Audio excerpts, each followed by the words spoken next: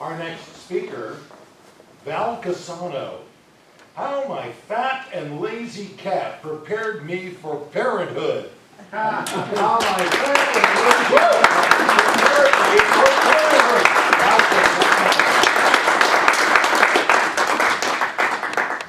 Thank you, Mr. Postmaster. For the past 7 years, I have been the mother to a very special cat. I call him my firstborn, and I demand that my mother call him her grand kitty. For years, my mother has had nothing to brag about but her grand kitty. So she would beg and plead for a human grandchild. I'd always say patience, because my cat is preparing me for parenthood.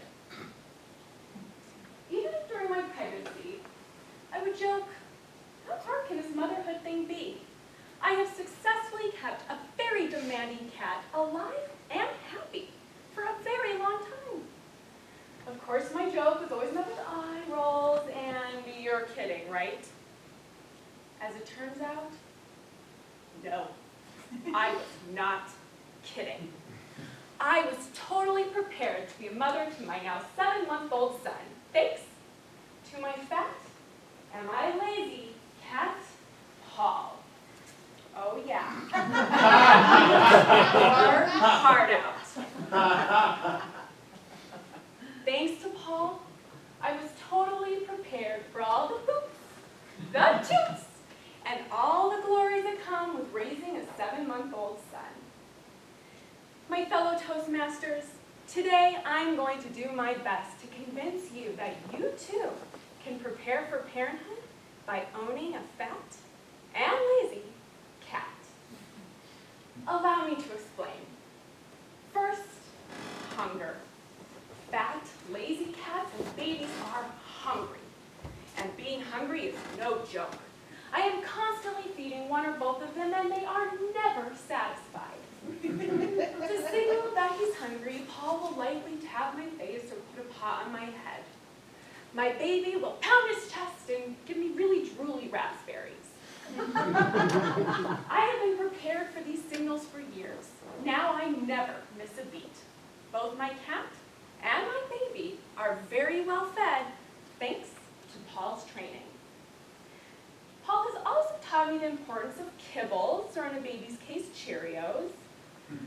For years, I have found random kibbles all over my house. I have no clue how they got there. Recently, my son started eating Cheerios. Sure, I'd find them stuck to his legs. I once found them stuck to the back of his head. That all seems normal. But last week, my husband found a Cheerio in his salmon leftovers.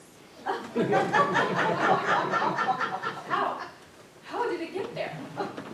Now, normally I would conclude that there's a ghost in my house that simply wanted my husband to have a salmon with a side of Cheerios. But thanks to Paul, I know there are things in life I just can't explain. Random kibble and Cheerio sightings? Well, that's just one of them. Second, learning to sit up. Paul has had to learn to sit in a particular way, like this, in order to clean all of his rolls and the rolls within his rolls. It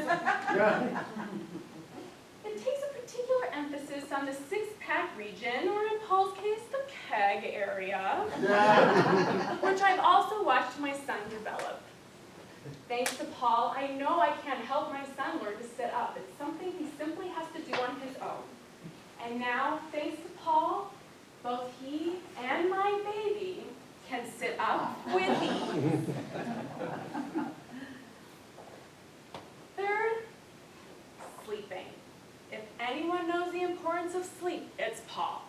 But more importantly, Paul loves to sleep with the sun beating down on his black fur while staying up all night to figure out what shenanigans he can get into, what missed kibbles he might find, and how many times he can wake up his parents. My son also loves daytime naps.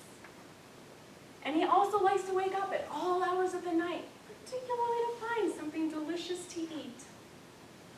But thanks to Paul, I have been prepared for these late night and frequent feedings whilst functioning in a zombie state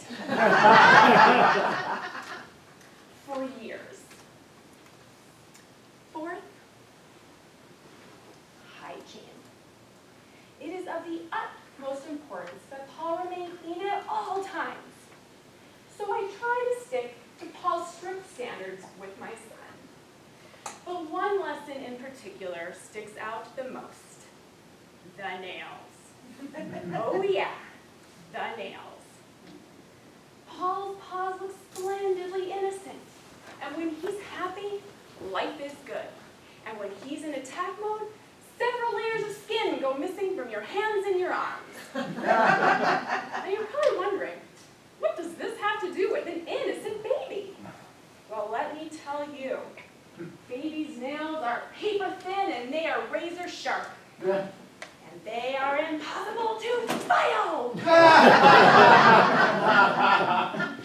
I have just filed my son's nails only to have bloody gouges on my neck and my face within seconds. The lesson here: never trust an innocent-looking paw or hand, or you will pay in blood. Finally, my fat and lazy cat has taught me the importance of the perfect play toy. It goes a little something like this. Toy, boring. The box it came in, excellent. But if that toy has a string on it, it's A-okay. But what's better than a toy with a string or a box? A random household item. This is their favorite. It's a booger sucker.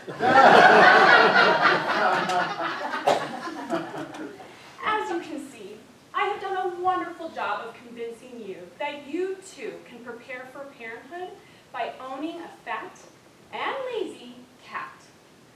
So if you're thinking about parenthood, maybe you just want a little refresher. Run, don't walk, to the nearest shelter.